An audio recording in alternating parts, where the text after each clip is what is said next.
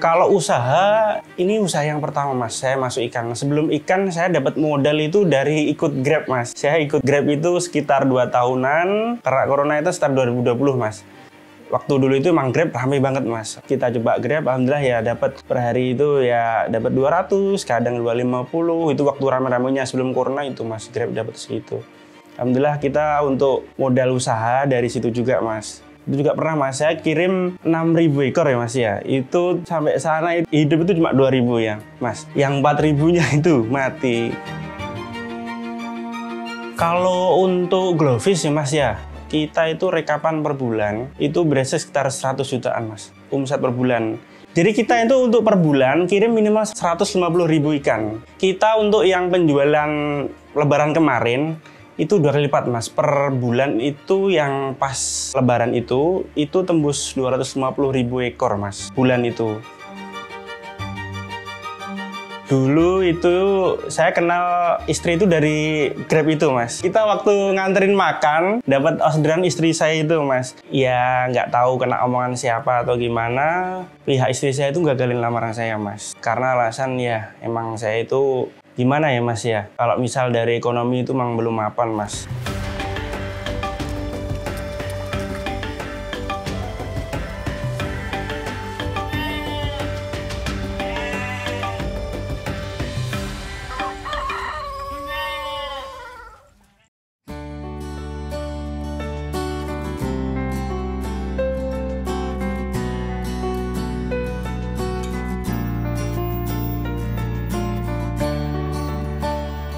Assalamualaikum warahmatullahi wabarakatuh. Saya Muhammad Farhan, asal dari Desa Pelosok Kandang, Kecamatan Kedungwaru, Tulungagung. Saya di sini sebagai peternak ikan asal Tulungagung, Mas. Kalau untuk nama farm kita itu pakai nama Bombeta Farm.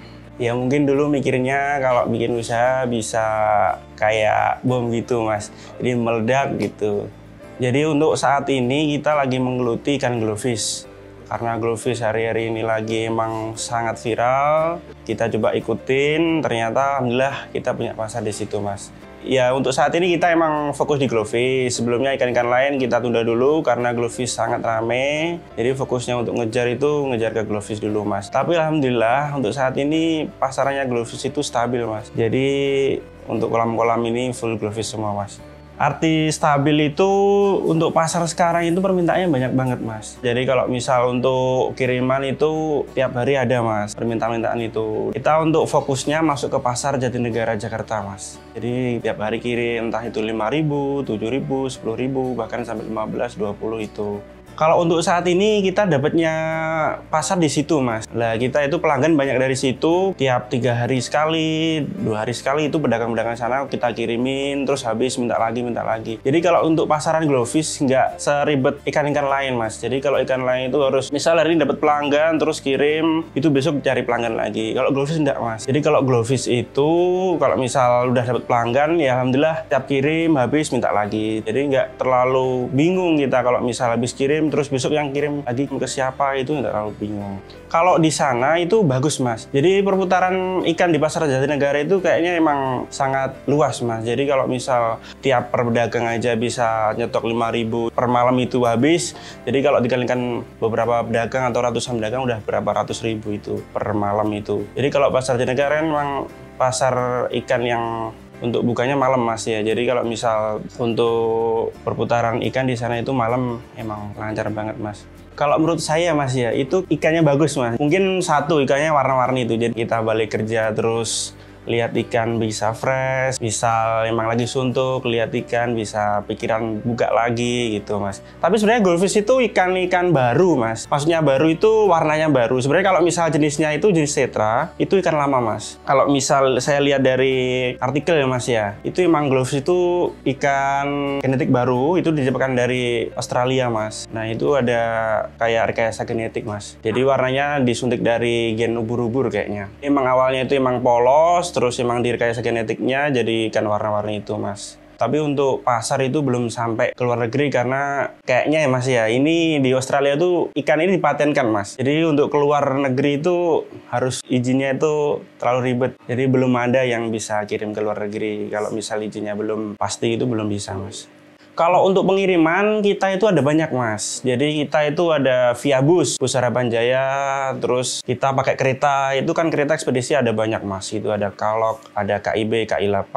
Terus untuk yang lebih murah kita itu pakai via truk mas. Jadi kita nitip ke truk gurame. Tiap hari orang-orang Tulungagung itu kan banyak yang kirim ikan gurame ke ibu kota juga. Jadi kita itu nitip mas. Di bawahnya itu gurame, nanti ikan hias kita itu di atasnya. Jadi itu alternatif lebih murah mas. Untuk per kantong ikan itu cuma 15.000, sedangkan pakai lain itu di atasnya. Jadi untuk kiriman truk itu alternatif untuk kita kirim ikan yang porsi gede lah istilahnya mas. Kalau pengemasan itu hampir sama aja sih mas. Kalau misal kita kirim pakai Harapan Jaya itu wajib pakai kardus. Karena kadang kan di dalam bagasi kan juga panas ya mas ya. Jadi kalau misal untuk menetralisir ikannya biar airnya tetap stabil, itu pakai kardus mas. Jadi kalau misal kardus rapet, panas kan juga masuknya lebih lama mas, jadi ikan di dalam itu tetap airnya stabil nanti mas. Kita itu pakai plastik yang 50 cm mas, termasuk ya plastik besar. Nah untuk persentase air sama oksigen itu 40-60 mas.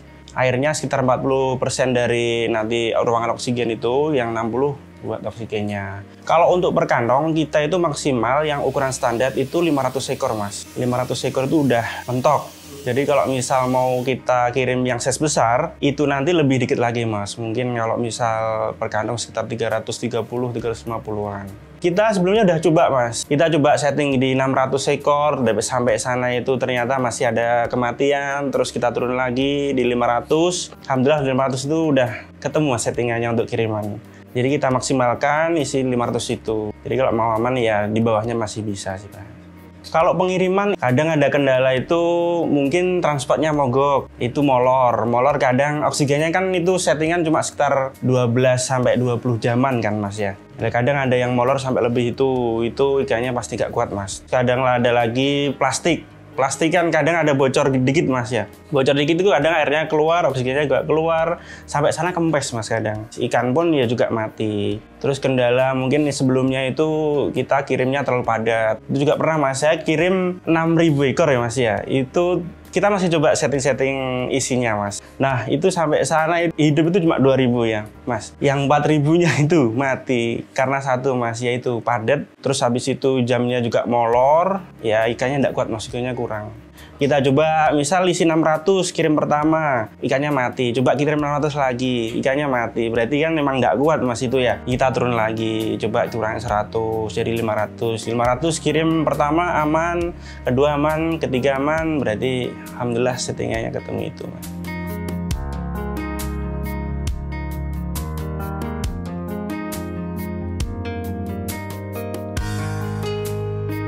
Kalau kita ini pembesaran sebenarnya mas, untuk pembenihan itu kita dapat support dari breeder Kediri. Jadi kita ada rekanan dari Kediri itu khusus breeding benih mas. Jadi kalau kita itu cuma nampung benih usia 1 bulan, sekitar 3 minggu ke 1 bulan itu masuk ke sini.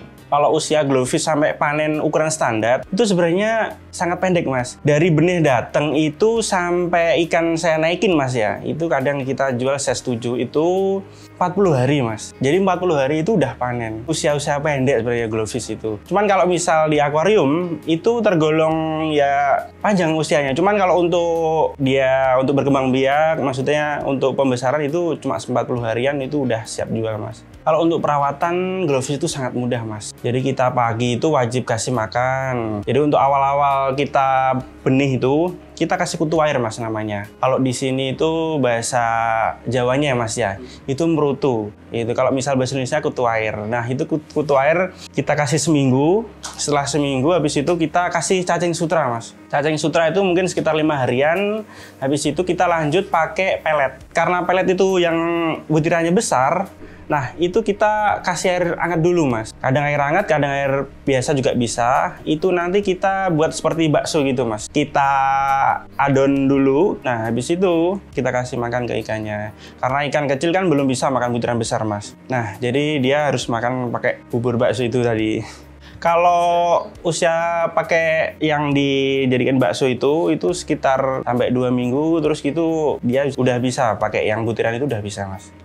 Sebenarnya kita udah coba di pembelian juga Mas. Cuman karena emang kita kan juga kirim terus untuk pembesaran, untuk kalau misal sampai nambah lagi untuk pembenihan, ternyata semrawut Mas. Jadi semrawut itu nggak kekejar semua akhirnya Mas. Kirimannya kadang ya molor, terus kadang pembesaran ikan malah gak fokus, malah kena penyakit. Lah, apalagi kalau benihnya itu kurang kerawat, dia juga habis Mas. Gak sampai besar dia. Ya emang dia netes kelihatan banyak Mas. Cuman karena emang kita aktivitas padat, itu gak keurus, akhirnya malah gak jadi semua Mas. Kalau ikan itu sebenarnya terutama tetap air Mas. Jadi nggak usah Mas kasih obat-obat, sebenarnya nggak usah. Yang penting ikan itu di air. Airnya misal air sehat, airnya bagus, itu ikan sehat Mas. Jadi untuk setiap hari kita itu kasih air baru Mas. Jadi dari pompa air langsung kita hidupin. Itu untuk per kolam sekitar 1-2 jam. Nanti air yang lama kan otomatis kebuang dari paralon pembuangan itu Mas. Nah yang air lama keluar dari paralon pembuangan itu, air baru masuk gitu Mas. Untuk per minggunya kita kuras semua Mas kolam. Kuras total itu Mas. Untuk air kita turunin total, amonia itu, nah kita masukin ke pembuangan itu, nah habis itu kita naikin lagi airnya. Kalau terbanyak per hari itu paling banyak Mas ya, saya cuma 20.000 Mas. Iya, karena emang tenaga terbatas Mas. Kita kadang yang kirim cuma 2-3 orangan Mas. Untuk saat ini sampai mungkin ya 1 tahun lagi Mas ya, itu menurut saya masih menjanjikan Mas. Karena emang ikannya bagus Mas ya, banyak peminatnya Mas. Kita itu rekapan per bulan, itu berasa sekitar 100 jutaan Mas, omset per bulan. Jadi kita itu untuk per bulan kirim minimal 150.000 ikan. Apalagi kalau biasanya kita nemuin hari lebaran gitu Mas ya, itu mulai puasa pertengahan sampai lebaran, mungkin sekitar lebaran 3 minggu sampai 1 bulan, itu omset 2 kali lipat Mas. Karena ya apa ya Mas, istilahnya kalau misal mau lebaran, di rumah itu kan biasanya hiasan-hiasan yang perlu kayak akuarium, perlu isikan gitu. Pasti kalau misal semua jenis ikan hias Mas ya, untuk lebaran itu pasti 2 kali lipat Mas. Kita untuk yang penjualan lebaran kemarin, itu 2 kali lipat Mas. Per bulan itu yang pas lebaran itu tembus 250.000 ekor Mas, bulan itu. Kalau glowfish itu sebenarnya kalau grosir dari sini Mas ya, itu murah Mas, sekitar 700 sampai 800. Itu yang size standar. Kalau untuk yang size jumbo itu sekitar 1.200 sampai 1.500-an Mas kita jual. Itu grosir minimal ambil 1.000 Mas. Itu bisa turun lagi untuk pengambilan 10.000. Untuk pengambilan 10.000 kita itu harga khusus dan juga kita kasih free ongkir Mas. Kita untuk cari minatnya dari pelanggan sana biar ambil banyak. Nah, kita itu ngasih harga murah terus kasih free ongkir juga Mas. Karena kita kan ikan budidaya sendiri kan Mas ya, jadi harga bisa ditekan Mas. Dari situ kita bisa dapat peluang kiriman banyak, itu ya salah satunya itu.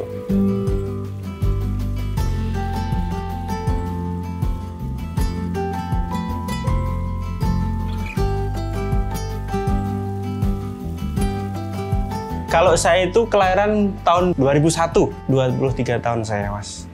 Alhamdulillah saya itu orangnya tenang. Jadi nggak kayak misal megang uang itu bingung mau dibelikan apa gitu, nggak Mas. Alhamdulillah tenang. Jadi kita fokus nabung dulu Mas. Saya udah menikah, udah sekitar 3 tahunan ini Mas. Alhamdulillah saya juga nggak perokok Mas. Jadi uang itu untuk rokok pun saya enggak. Mungkin saya hiburan itu cuma makan sebenarnya Mas. Yang banyak itu baru cuma makan. Jadi saya sering kayak sama istri, yuk cari hiburan, kita cari makan di mana. Kalau beli-beli itu ya sewajarnya Mas. Kalau kita butuh mobil ya beli mobil. Kalau kita butuh motor beli motor. Kemarin kita juga HP itu udah butuh, ya kita baru upgrade akhir-akhir ini juga Mas. Jadi kita itu prioritas dulu Mas. Yang kita butuh baru kita beli. Karena kadang kalau misal boros di awal itu nanti malah takut kacau Mas keuangan. Belum berani saya. Jadi untuk saat ini masih fokus nabung. Kita juga masih awal-awal nikah, kita perlu rumah, kita perlu masih banyak lah. Kita hidup masih panjang maksudnya Mas. Jadi kita tata dulu untuk awal-awal ini Mas. Kalau keuangan sebenarnya saya sendiri Mas yang bisa ngelola. Istri saya itu sebenarnya cuma ngecek-ngecek aja. Kalau misal yang megang semua keuangan itu saya. Istri saya kasih uang banyak itu malah bingung dia. Kadang malah yang kalap itu istri saya. Kadang malah belanja-belanja itu yang nggak bisa ngerim. Jadi yang bisa manajemen keuangan itu sebenarnya malah saya Mas. Kalau usaha, ini usaha yang pertama mas, saya masuk ikan. Sebelum ikan saya dapat modal itu dari ikut Grab mas. Saya ikut Grab itu sekitar 2 tahunan, karena corona itu sekitar 2020 mas. Zaman COVID itu kan nggak boleh bebas kan mas ya. Jadi kita cari pelanggan susah, terus habis itu orderan menurun, makin menurun. Kita coba main ikan, alhamdulillah jalan mas. Tapi emang basicnya dari keluarga itu dari dulu udah ikan. Jadi saya kalau ilmu-ilmu itu dari kecil ya nggak perlu belajar lah mas. Kita lihat dari emang mbah-mbah dulu itu sudah main ikan. Jadi kita tinggal nerusin saja ilmunya gitu mas. Ini nggak mulai banget dari awal. Ini gimana sih ngasih makan ikan, ngasih obat ikan lampre ikan itu sehat gitu. Saya kalau lulusan itu lulusan SMK dulu mas. SMK-nya selesai mas. Kita dulu ambilnya jurusan akuntansi dulu mas. Lulus SMK saya nge-Grab mas. Nge-Grab 2 tahun, alhamdulillah saya dapat pengalaman banyak mas. Dari pengalaman itu saya makin semangat kerja. Waktu dulu itu emang Grab ramai banget mas. Kita coba Grab, alhamdulillah ya dapat per hari itu ya dapat 200, kadang 250. Itu waktu rame-ramenya sebelum corona itu mas, Grab dapat segitu. Alhamdulillah kita untuk modal usaha dari situ juga mas. Kalau di sini kolam saya untuk yang besar-besar itu ada 1, sama yang di rumah ibu itu ada 7 kolam mas. Cuman kalau misal untuk putaran per bulan itu kurang mas. Jadi kita ada mitra-mitra yang rekan-rekanan, petani-rekanan di sini. Kita kasih benih, nanti untuk penjualan kita yang ambil lagi mas. Jadi kita tebar benih di situ, nanti untuk pembesaran sekitar 40 hari itu kita ambil lagi mas. Karena kalau kolam kita aja itu kurang mas untuk kiriman. Jadi kita pasti bingung nanti untuk putaran tiap bulannya. Tambah lagi kadang kita itu nggak perlu nawarin, malah kadang orang yang kesini mas. Kesini itu kadang aku mau coba glowfish gitu. Dan sekarang kan banyak mas ikan-ikan yang konsumsi itu kan pasar lagi guling. Itu kolam-kolam sekarang mau pindah ke ikan hias semua mas. Kalau glowfish itu idealnya untuk ikan 10.000 ya mas ya. Itu mungkin sekitar 7 kali 10 meter itu bisa ikan 10.000 up mas. Itu sampai bisa 14.000 itu mentoknya.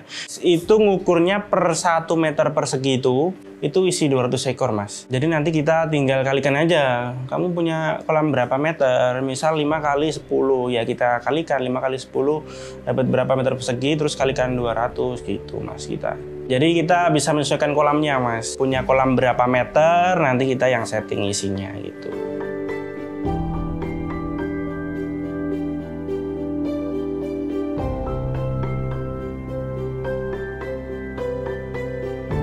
Kalau nikah muda nih mas G. Dulu itu saya kenal istri itu dari Grab itu mas. Kita waktu nganterin makan dapat orderan istri saya itu mas. Dulu waktu itu kita dapat orderan dari mie gacuan. Terus habis itu ngantar ke rumah istri saya itu. Kalau nama panggilan istri saya Anggi. Nah kita dapat customer itu sama Anggi. Jadi saya ngantar ke situ mas. Waktu saya nganter saya kan nanya dulu mas. Kak ini lokasinya pasnya di mana gitu. Nah ternyata nggak dibales sih sama Anggi ini mas. Nggak dibales. Terus saya berangkat ngikutin titik dari Grab itu mas. Nah ternyata habis saya nganter, kak ini enggak ya total minyak ini 33.500 saya masih ingat mas. Terus habis pulang saya ngecek, ternyata itu pas waktu saya nanya lokasi itu, jadi Kak Anggi ini istri saya ini itu WA saya ternyata ngasih share lokasi. Ya saya balesin habis itu waktu pulang itu mas. Saya lihat, oh ternyata seumuran kayaknya ini. Terus saya bales, oh iya makasih kak. Terus ini istri saya ini ngerespon. Responnya, oh iya maaf saya panggil Pak tadi ternyata masih Mas. Kita chatting-chattingan ternyata kok cocok, habis itu ketemu sampai sekarang Mas. Alhamdulillah ya kita ini kayaknya udah cocok Mas. Jadi untuk mantap nikah itu ya emang berdua ini sama-sama cocok, terus emang ya nggak mau kehilangan ya istilahnya Mas. Iya. Mutusin nikah itu saya pacaran sekitar 4 tahun Mas. 3 tahun 4 tahunan lah. Habis itu ya semakin mantap Mas. Berdua itu makin mantap mengarah ke situ. Saya mutusin nikah itu karena emang ya dari saya masuk usaha di ikan itu alhamdulillah kita udah punya tabungan Mas. Jadi kita nikah itu alhamdulillah ya untuk acara itu banyak yang dari saya. Kalau misal orang tua itu ya cuma support dikit. Kalau misal dominan kalau misal acara nikah itu dari saya sendiri sebenarnya Mas. Emang dari usaha ikan. Kalau bisnis ikan ini alhamdulillah terutama kita tabungan udah ya lumayan Mas ya.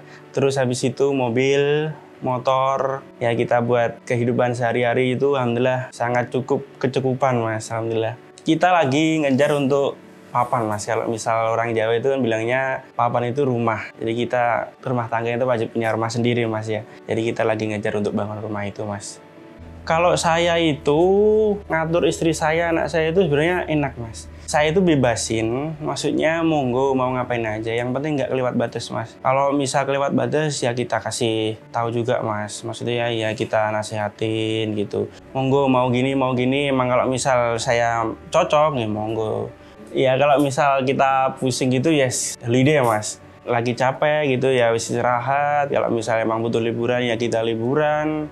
Ya wis mengalir aja mas kita itu, nggak terlalu sepanang lah. Kalau untuk udah punya istri, udah punya anak itu, terutama di anak mas. Jadi obat capek itu kalau ketemu anak ya udah bisa bicara gitu. Kadang kita kan bisa dialog sama anak. Ya kita ajak keluar anak. Kadang ya wis minta apa, Nduk gitu. Ya wis dibelikan, minta mainan ya wis kita beli mainan. Minta es krim ya wis kita beli es krim gitu. Kadang itu kerja kita sampai maghrib. Lah itu sebenarnya capek mas. Kalau bilang capek banget. Lah itu kadang ketemu anak habis mandi terus nurutin anak itu udah lelahnya hilang mas. Kalau untuk nyemangatin diri sendiri ya wis kita kalau misal bisnis itu ya cari-cari peluang kita biar bisa ramai gimana, biar bisa tetap jalan gimana, kita bisa untung banyak itu gimana, kita gali-gali terus mas. Jadi untuk prospek kedepannya itu gali-gali terus mas. Jadi kalau misal ada salah saya itu ya introspeksi dari usaha itu, kalau misal oh ini kok kurang laris gimana ya, kita misal cari salahnya buat kita bisa rame lagi itu gimana.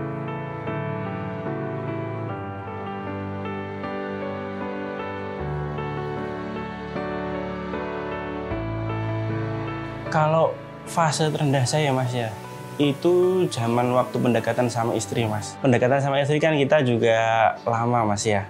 Untuk awal-awal saya juga masih nge-grab. Nah itu ya pandangan orang tua kalau misal ojol itu kan ya wis tukang ojek gitu mas. Kalau misal mau nikah kan pasti kurang, pandangan orang gitu mas. Emang ya sebenarnya gitu. Cuman karena kita ambisi sama-sama suka, sama-sama mantep itu, ya akhirnya kita itu mantepin mau nikah. Habis itu lamaran mas saya.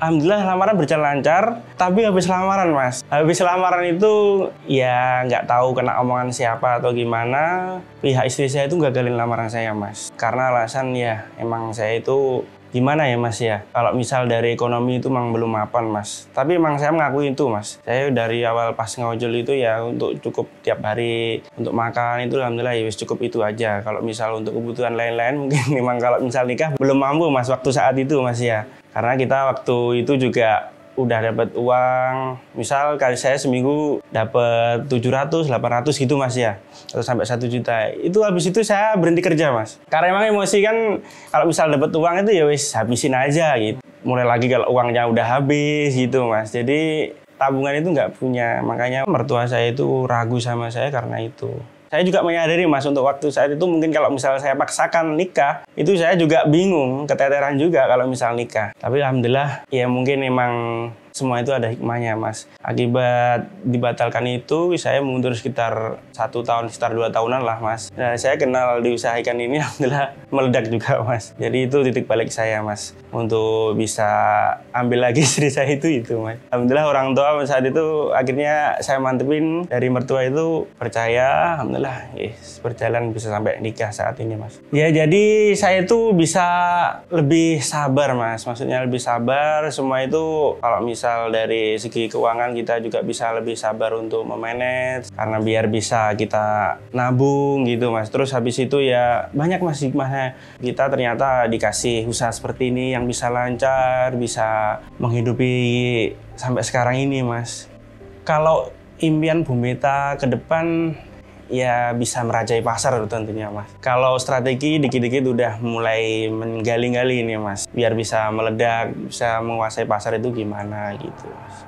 Kalau pesan saya untuk yang baru mulai usaha ya ditekuni dulu, istiqomah, nanti insya Allah pasti ketemu mas jalannya. Pasti kita tinggal nunggu jadwal berkembangnya aja.